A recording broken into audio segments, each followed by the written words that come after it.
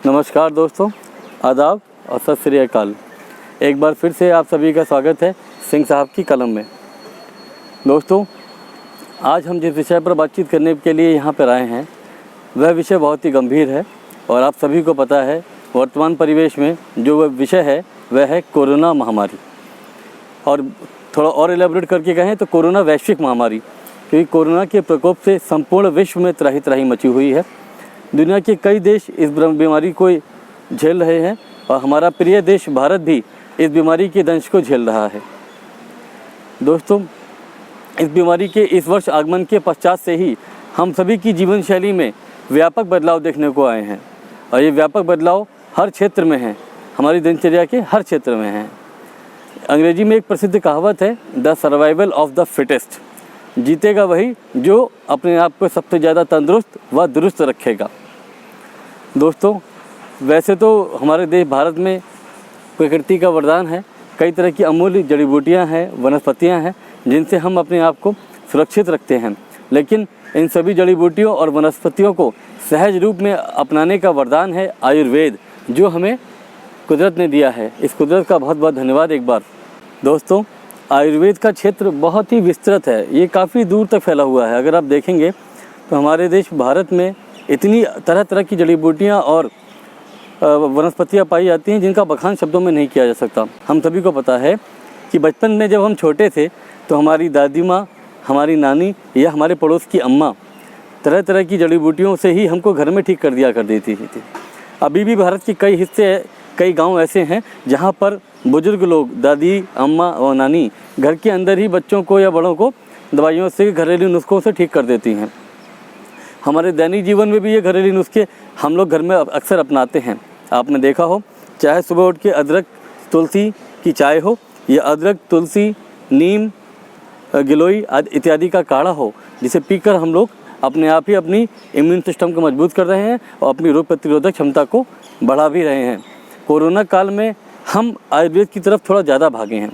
कुछ समय के लिए ये चीज़ें हमारे जीवन में विलुप्त सी हो गई थी और इन चीज़ों के अभाव में तरह तरह की विकराल बीमारियां हमारे मस्तिष्क में, हमारे शरीर में घर कर गई थी, चाहे वह उच्च रक्तचाप हो, चाहे वह मधुमेह हो या अन्य बीमारियां हों।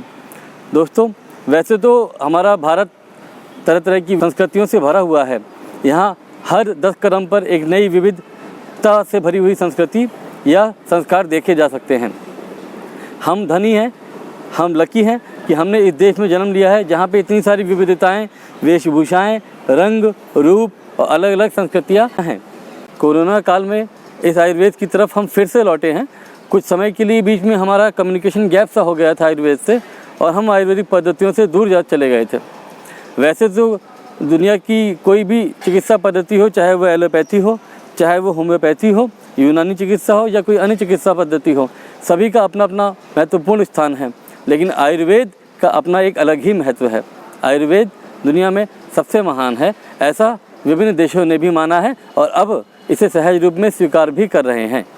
संतुलित खान पान, योग, प्राणायाम और आयुर्वेद के घरेलू नुस्खों को अपनाकर, जैसा कि मैंने अभी आप सभी को बताया, हम अपने जीवन को दुर्गम परिस्थितियों में भी सुगम, सरल व स्वस्थ बना सकते हैं।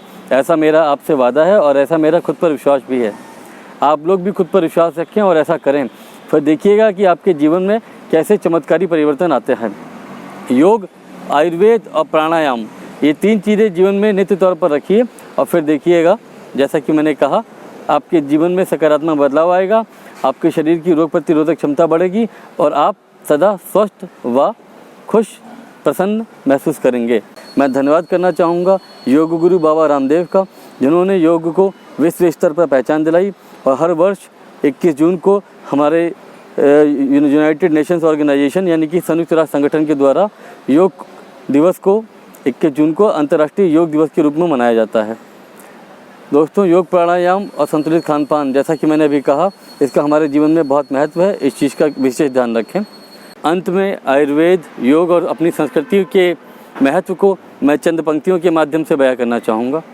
याद आया फिर हमें अपना आयुर्वेद और अपनी संस्कृति, दूर करेगा यही लाइलाज कोरोना की विकृति। कुदरत ने एक बार फिर से हमें यह पैगाम दिया है औषधियों और जड़ी बूटियों ने ही हर मुसीबत में हमें आराम दिया है।